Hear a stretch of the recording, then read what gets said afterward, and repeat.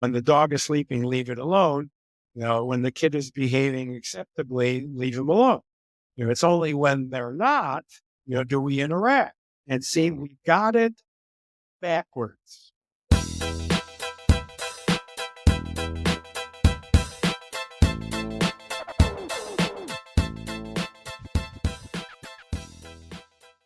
Hey guys, and welcome to the Skilled Dad Podcast. My name is Zach Reeeser. I'm your host. And if this is your first time joining us, I want to say welcome.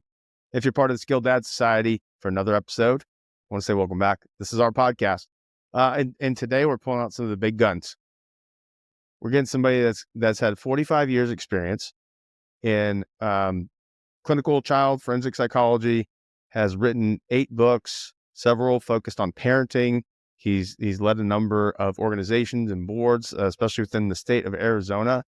And he's just bringing that knowledge to us. And we talk about, hey, how do we get ahead so that we can equip others that are behind us or, even forward of us. And that's let's learn from somebody that's a couple chapters ahead that's been focused on this stuff. And that's what we're going to do today. We're going to have a lot of fun doing it. So I want to say, Dr. Larry Waldman, welcome to the Skilled Dad Podcast. And thank you for joining me. Thank you for having me. I appreciate the opportunity. Oh, absolutely. So I mentioned a few things that you've done. I know the list is long and distinguished when I read the whole bio, and I know you and I talked as well prior to this. You've had a chance to make an impact in a lot of areas, and I'd love to just hand over and kind of give the opportunity to also introduce yourself. And, we can take it from there, but I'm looking forward to learning from you. Sure. Appreciate that. Yes, I've been in the field actually approximately 50 years. I started out as a school psychologist for a handful of years until I completed my doctorate, and then went into private practice actually in 1978, I believe it was, and so forth. And a lot of the work I did was working with kids and families. Early on, my primary specialty was child psychology. It of course grew after that, but that's what I did. And interestingly, when I mentioned ever that I focused on child psych, people would often say, "Well, gee, how do you handle those little kids running around your office?" And the truth of the matter was, probably 90% of the time, there were no kids in my office. My clients were the kids' parents. Because to sit down with a 4-year-old and say, "Now, do you realize that when you do this, blah blah, it's not going to really work very well." So I work with the change agent, if you will, in the child's life. And the change agents, of course, are the parents. The parents have a tremendous amount of influence over the kids. But unfortunately, most parents don't realize that. And in fact, I often argue that they're using their influence incorrectly, if you will. And many times the problems that the kids are having, frankly, are related to what parents are doing. It seems really interesting to me that one of the most important things that most adults will do in their lives is raise a human being. And while we will get training in whatever job we do, we don't get any training in this important job of parenting. Most parents are parenting by the seat of their pants, if you will. Mm-hmm. All right. So what we're speaking about parental influence, it's not very picky, if you will. What we're talking about essentially is how the parent spends uh, their quality individual time with their kid.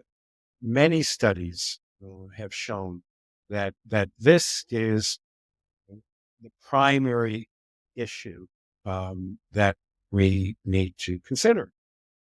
The most important thing parents can give their kids, of course, is their undivided time and attention. Now, you know, dad driving the kid to the hardware store while he spends, lots of time picking up nuts and bolts and so forth, and we're having little, if any, interaction, and he's just telling the kid to be quiet, whatever.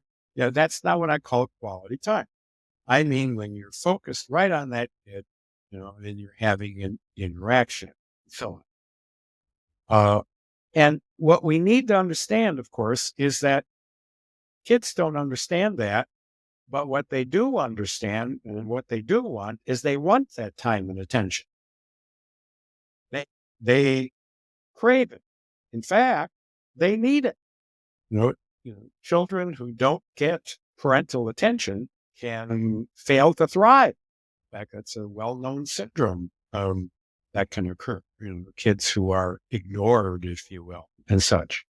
So, with this in mind, the key question then becomes: when do we parents, by and large, provide this individual time and attention? And what studies show very clearly is that here's the unfortunate forming. 90% of the time, when the child is misbehaving, they receive their parents' individual, undivided attention. On the other hand, 10% of the time, when they're behaving appropriately, they receive that same kind of recognition. So if you're a child and you're living under these circumstances, and you haven't read any books now or any textbooks on parenting and child rearing and so on, and maybe you're just 3 or 4, what have you learned? Of course, what you've learned is, hey, when I want attention, what I'm supposed to do is to act up. Now, they don't know it's bad. They just know it is. And it keeps working for them. So when I work with parents, or when I worked with parents, and when I still do a lot of speaking. When I speak to parents, I basically ask them to take a look at themselves. What is it they're doing? What kind of messages are they sending out? By the way, as a side shot here, a lot of this pertains to marriage as well. Think about it. What are couples sending each other? When do you acknowledge your mate? When he or she's been doing something you appreciate, whatever, or so on. No, in fact, troubled marriages have the same issue that troubled parenting had. That most of the time that's spent between each other with a troubled couple is they're focusing on the negative. Right. So, and so that's really an important key that that parents need to understand. Now we can get a little more specific if you want. Well, I've got one question. I know you and I think we have a little lag, so I don't mean to cut you off. You and I talked about the hardware store example when we talked the first time, and something you said stuck out to me. And if I recall the conversation correctly, if somebody's hearing that and listening and say, hey, I'm taking my kids with me to Home Depot or Lowe's or wherever, and they're really just there to, we're lugging them along. They're coming along. We're getting it done. We're getting out. There's also an opportunity. So they're not getting the undivided attention. We're going to get something done. However, when we're in there and we're starting asking questions and learning about tools and teaching, now we've taken that opportunity and turned it again to uh, not only an attention span, like a place where they can get the currency of our time and attention, but also an educational opportunity where we can learn and build together. Is that fair and accurate to say? Absolutely. And I'm glad you brought that up. Yes, there's no question that I realize parents have to get things done and you got to go grocery shopping and so on.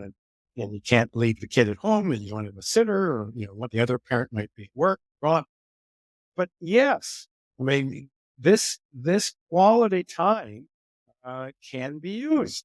I mean, the grocery store or even the hardware store and so forth, has provides multiple options, to talk about it, like what's this, or even do some math. Well, gee, this is two for 79 cents. Well, how much would one cost? And Mhm. depending on the age, not for a 2-year-old, but maybe a kid, in middle school or something, or things like that. Mhm. And what is this, or how would we use this, or do you think mom would like that, or et cetera, et cetera, and so on. Mhm. Maybe even reading the ingredients of an item and Mhm. things like that. So yes, now that's different. That's not just having the kid tail behind you and you not, saying a word and only recognizing the kid when you say, "Come on, I'm late." You know, Right. that's different.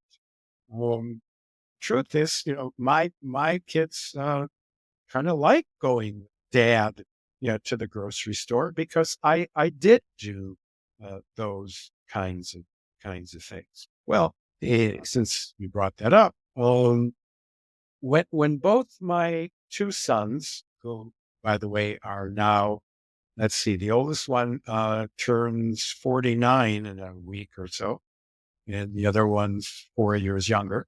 When they each were three, I decided it was time to do some training and teach them how to behave in a grocery store. Mhm. So when I went with let's say my oldest son first, of course, and when he was three, we stopped right at the door, just to the side, and I said to him, face to face, Josh, it's important that you learn how to behave in a grocery store. Now, behaving in a grocery store look like the following. Mhm. This is different than saying, now be good, because that doesn't identify what it is we are looking for. And I said, behaving in the grocery store looks like the following, and repeat after me. You will walk by my side. I'll walk by your side. You will hold my hand. I'll hold your hand. You will not touch anything. I will not touch anything. And you will not ask for anything. I will not ask for anything. All right, let's repeat that. Right. And we repeat it. And then I say, now, if you behave in this manner, when we get back to the bakery, you will get to choose a cookie. Now, if you continue to behave in this manner upon checking out, you and I will share. Now, while we're walking down the aisle, of course, I'm also reinforcing him. So I'm not silent until we get to the bakery. I'm reinforcing him, as it's called. And so, oh, Josh, I like the way you're walking by my side. And oh, Mhm. look at that, and so on and so on. Oh, I like the way you're talking in a quiet voice, and so on. In fact,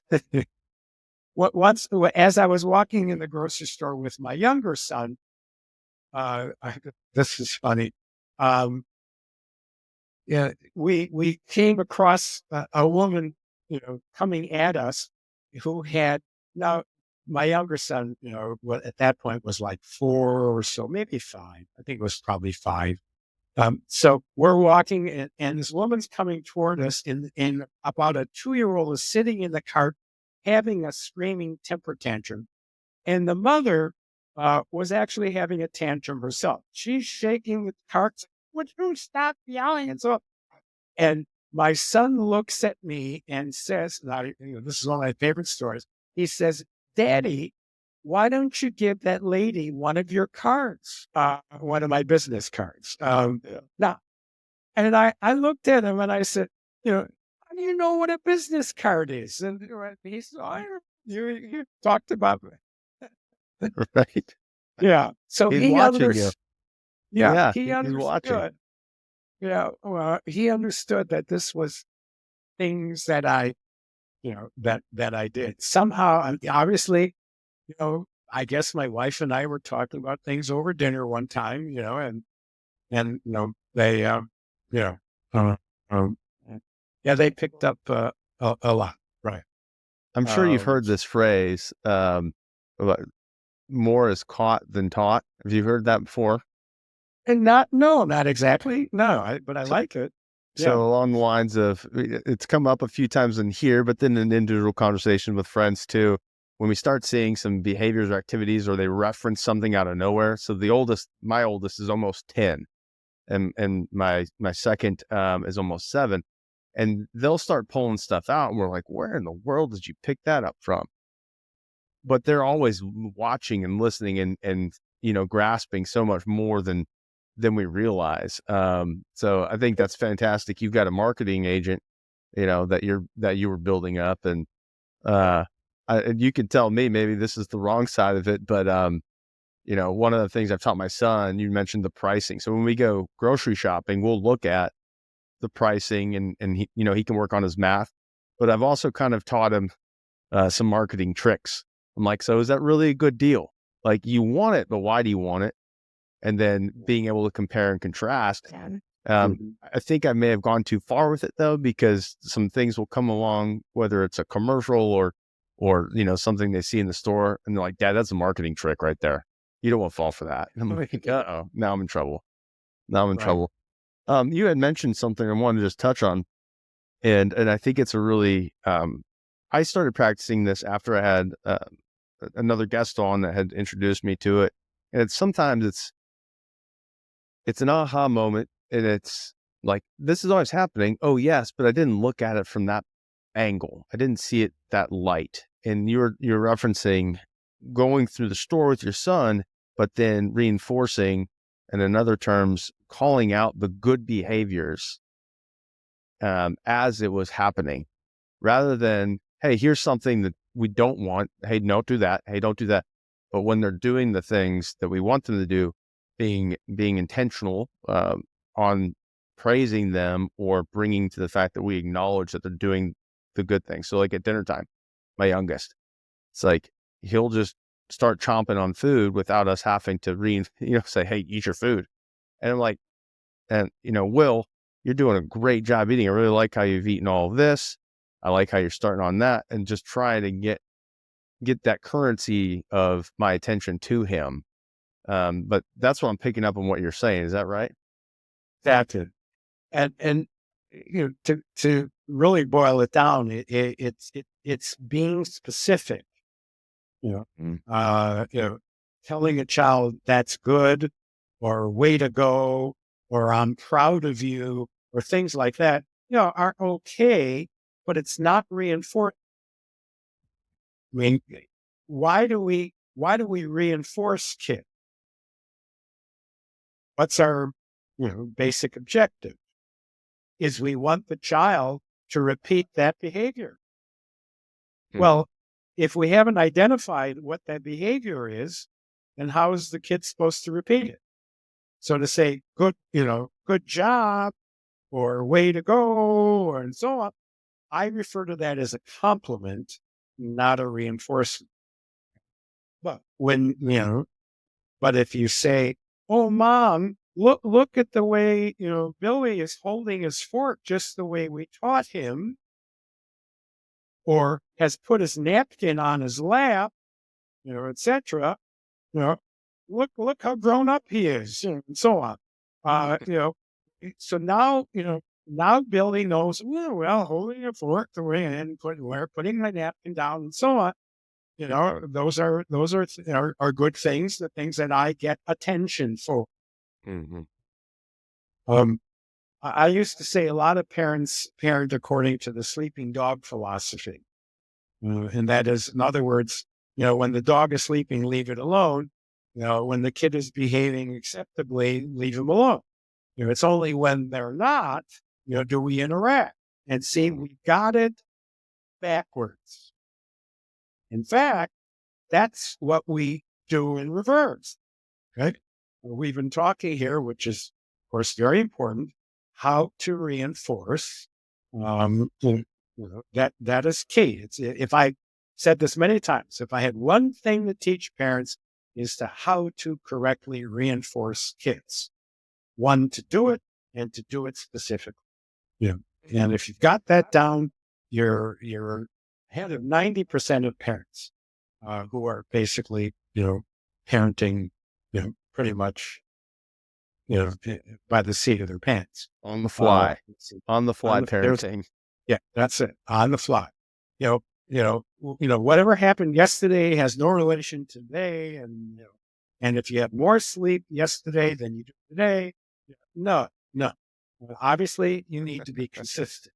The same rules apply every day, regardless of how much sleep you've had, and how you feel, and so on. Otherwise, if it was good yesterday, but not today, and so on, how's the kid supposed to know what's what?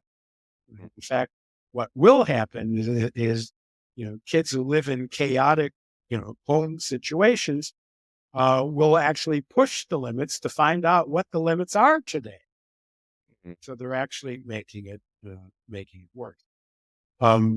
So again, skill number one, is catch the kid when they're good and be specific as to what good behavior they've exhibited. And that those simple skills, if you can apply them on a regular basis, you're way ahead of the game. Now, on the other side, all right, what happens when the kid, is doing something, um, you know, inappropriate, and so on. Now, of course, you have another decision to make when you're looking at that situation. And I, would coach parents and say, now, is that behavior dangerous, harmful, or destructive? I mean, if the kid is, you know, running with scissors, playing with his sibling with a knife, things of that nature, or, scarring the walls or whatever, Mm-hmm. okay. Those you have to intervene. Truth is, though, is that most of that misbehavior does not fall into that category. Most of the misbehavior that drive parents up the wall is not dangerous, harmful, or destructive.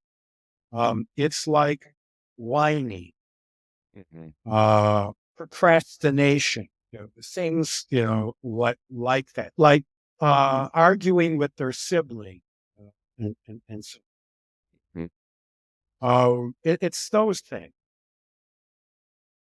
And when we see behavior like that, um, the best thing to do is you just saw it.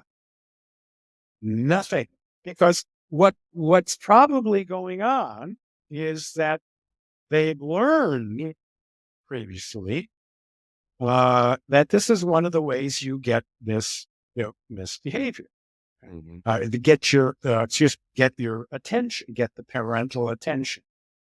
Um, you know, Walking out of the room, it can be a very, very effective tool. My kids knew. Well, sometimes I'd even just turn my head if they were doing something. And then that was my signal to them, that, hey, I'm not appreciating what's going on. And if you want to remain in my good graces and continue to get my positive attention, you better think about what you're doing. Okay? Or just walking out of the room, or like logical consequences. I talked about this um,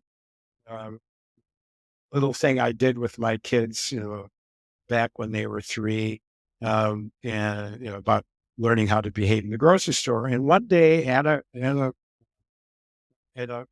conference that I was, where it was a presentation I was doing for the community, someone raised their hand and said, Dr. Waldman, let's say one of your kids, didn't behave appropriately and so forth. And, you got the cookie, but on the way back, you know, there's, they did something and so on and so on. And I said, well, Mike, in my mind, I'll give the kid, one break. If they start speaking too loudly, I might say, remember our rules. So you get one warning. And that would be the warning. And then he said, well, all right, but let's say the kid didn't heed the warning. I said, okay, that could happen. It didn't in my case, but that could happen. And he said, so what would you do? And I said, well, upon checking out, since I had to speak more than once to my kid to do that, I would say, and I'm perfectly prepared to do this. I would say, yeah, Josh, you know the rules were you're supposed to do this, this, and this. I had to talk to you 2 times and so forth. You didn't earn your cookie. So I would break the cookie in half, throw half in the garbage, and eat the other. And the parent and the parent, oh, that's cruel. I said, no, that's love. And my kids do that. Because remember, our ultimate goal as parents is to raise an independent, responsible young adult. If we've done that, if they can live on their own, support themselves, be moral and independent, etc., you've done your job. And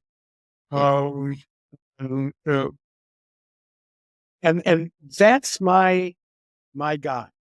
Many times, and I'm looking at something, I might ask, well, is this moving him, toward that goal or not? Well, That's, I think I'm glad you said that because there's the actions, like when we talk about our personal visions or we talk about why we're doing something.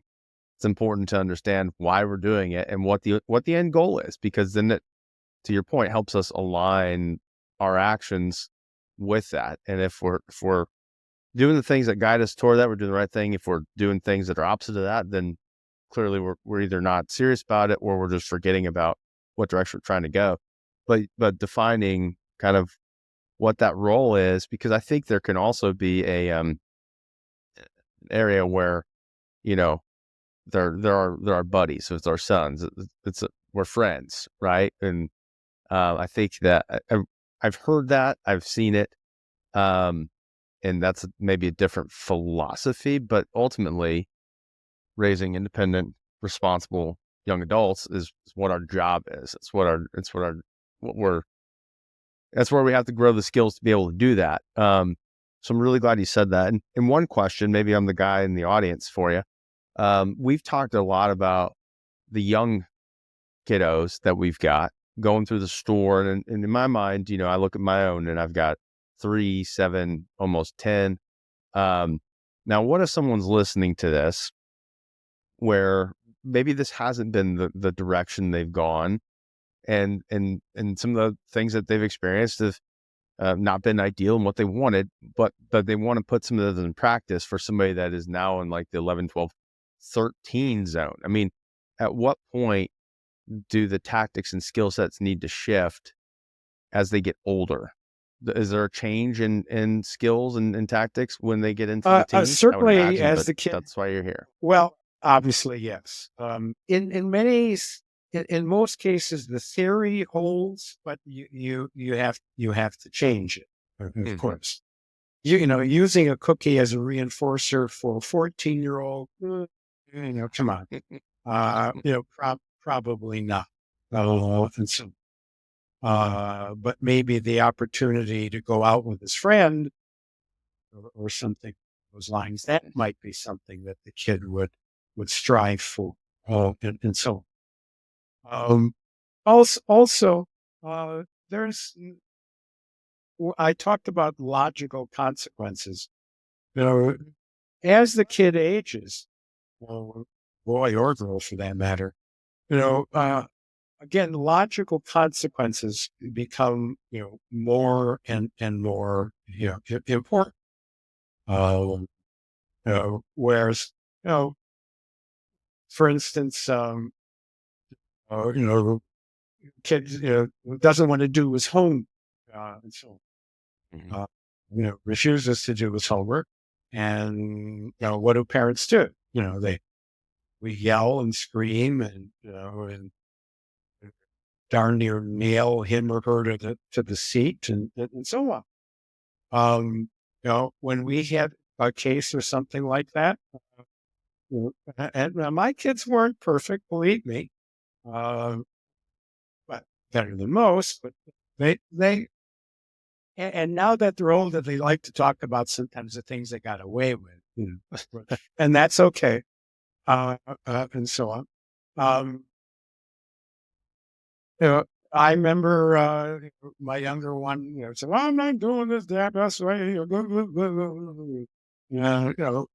Kind of inviting me to, hey, you know, no, it's not my job, to have you do your English essay and so forth. It's my job to parent you. So what I did that following morning is call the school, left a note to the teacher that he had refused to do his essay, that he should not be given additional time for it because he just chose not to, and so on. Of course, that's up to the teacher, but there should be a consequence of some sort. Mm. Maybe stay after school or give him a D, or for that matter, indicate that if this happens again, he may have to repeat the year. Because remember, I'm trying to raise an independent, responsible young person. Okay. Now, here we're talking about middle school, perhaps, but Hmm. when he's out there in the real world working a job and he refuses or fails to, accomplish a task that his boss has assigned him or her, in this case him, what happens? Hmm. It's far Yeah. worse than having to stay after school. He's going to get his rear end fired is what's going to happen. Okay? Right. So what you see is I'm preparing him now for life. Remember, I want to raise independent, responsible young adult. That's the way the world works. You don't do the Mm. job, you pay the price. It's not like you get shamed by your mommy and daddy. The boss doesn't go, "Oh, no, that's not a good idea. Well, I'll give you more time to do this." No, get your butt out of here. Yeah. Well, real world consequences. I mean, that's um, we're right on with that because by the time that they're 18 legally, they're now adults, and their choices are going to get them real world consequences. And to your point, it's our job to learn the things that we can do now so that we can help equip them to be prepared. And I like your definition, right?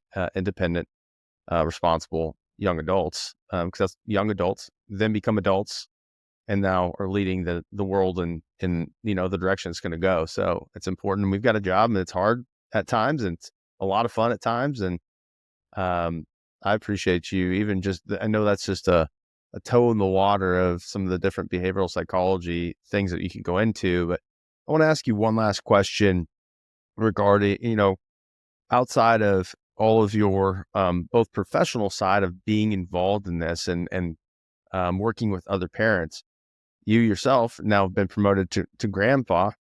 Um, but what are some one or two pieces from your experience as dad that you would bestow on somebody that is either about to become a dad? Because I know there's some of you out there. I know you're listening.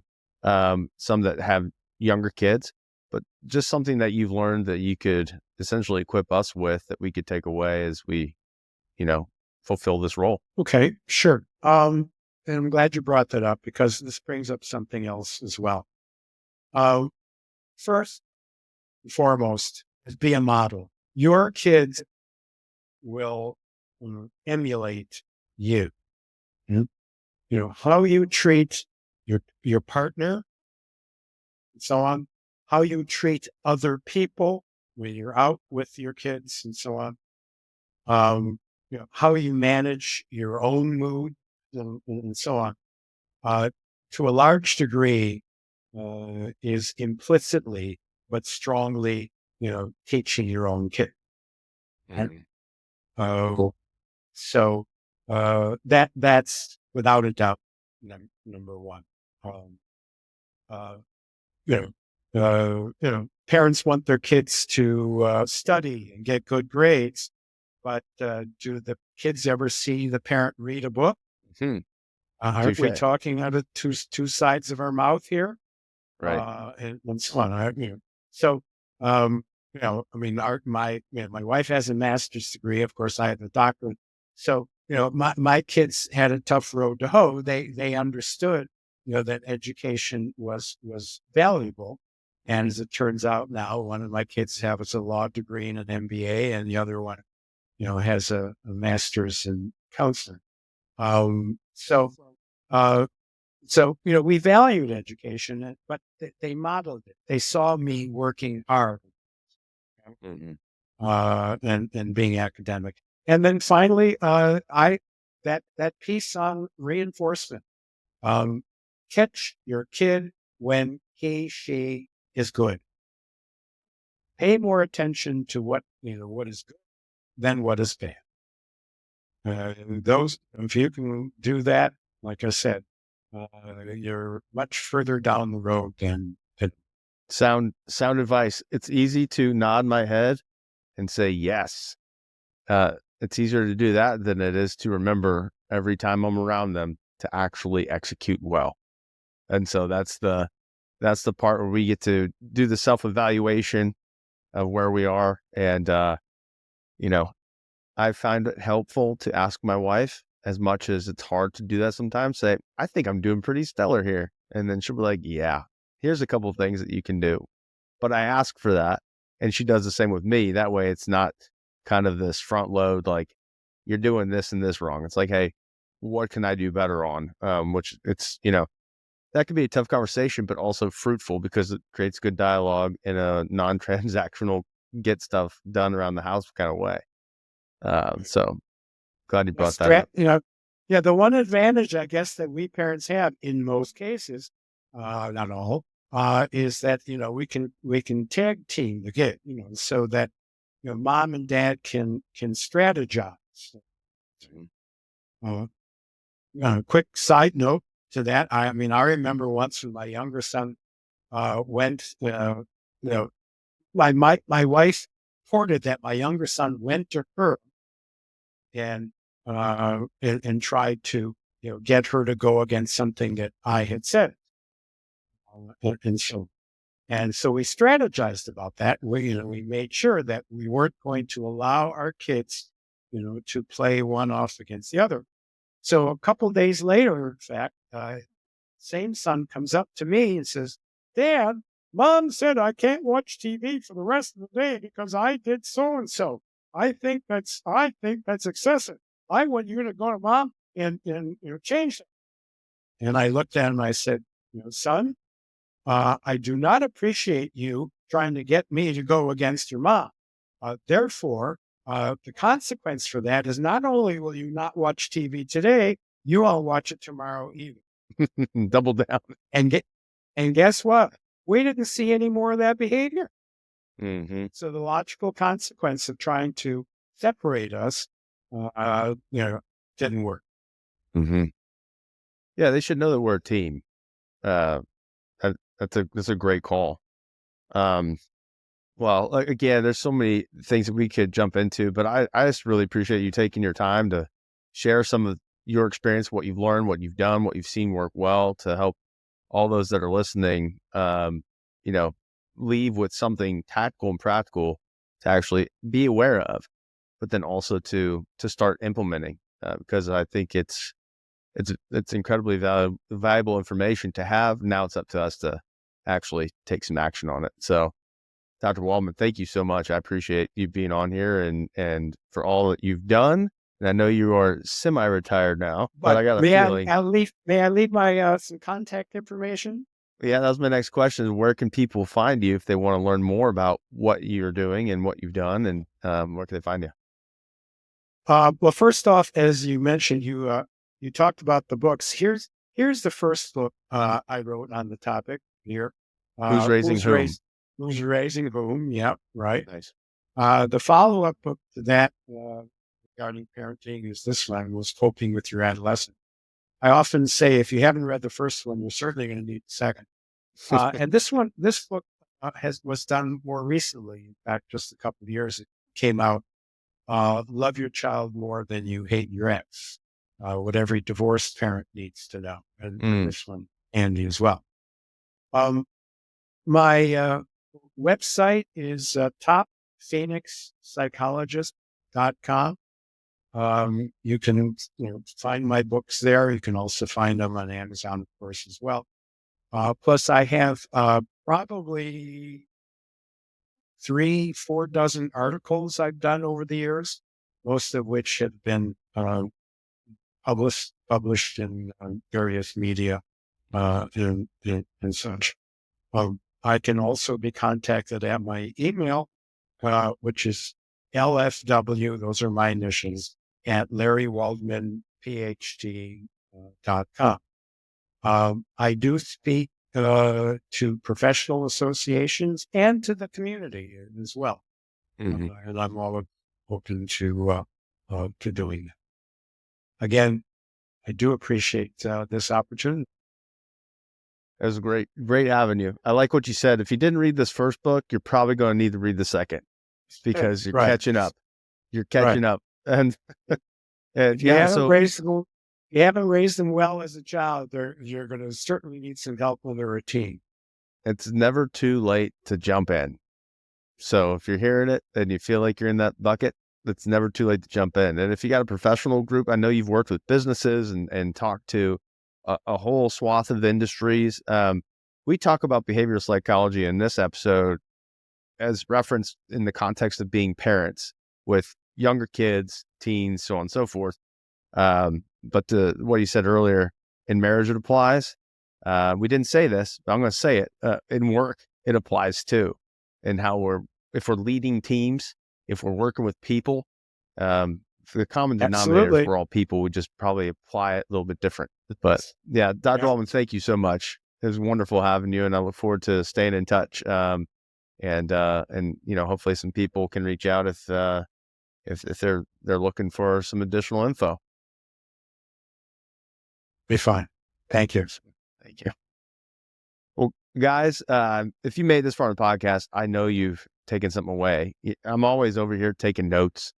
It's kind of a, hey, scoreboard, right? Hey, there's some things that we're doing well. Here's some things that I can work on. Here's new information to take and apply. Uh, I'm really stuck with, in a good way, the idea of the complimenting versus reinforcing. So if you think about yourself, maybe if you listen a couple episodes back when we talked even about going into sports, um, this applies too with some of your sports teams. So like you're leading kids at home, but also if you're seeing kids on the field and they're doing some really good stuff, it's really easy for us to call out like when they're not doing the right things or not making the right turns in baseball or whatever in soccer. But when we see them going through, it's amazing what you can see some of your kids, how they light up because it they're getting praised on the specific things that that they're doing well, and they're going to want to go do them again. And so that's how you can build a good team, both on the field, at home, and around you. Ultimately, I hope that you took something away that you can immediately go and apply. And if you think of somebody else that you think might benefit from some of this conversation, please share it with them. You can follow us on any of the socials at Skilled Dad, but ultimately, I hope that you can take some of the things we discussed and apply to your journey to becoming a skilled dad.